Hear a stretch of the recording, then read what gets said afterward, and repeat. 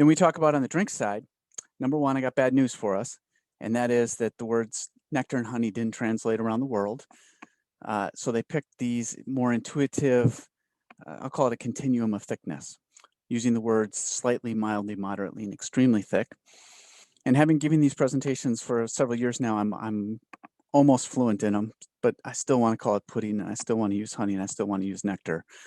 But mildly thick, it turns out, is basically what we used to call nectar. Moderately thick is what we used to call honey, and extremely thick is what we called pudding or spoon thick. This level 1, slightly thick, is a new one.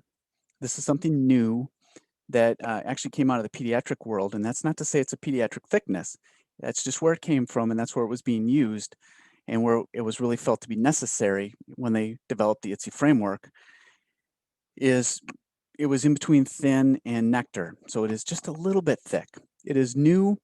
I've had people, I think when I was in the UK about 18 months ago, they were telling me that that was the #1 thickness they were prescribing for people at the time.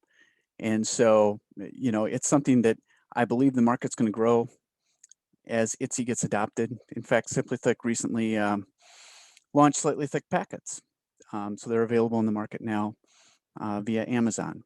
But that is a new thickness level that was introduced by IDDSI. You'll see that these two are combined in the middle.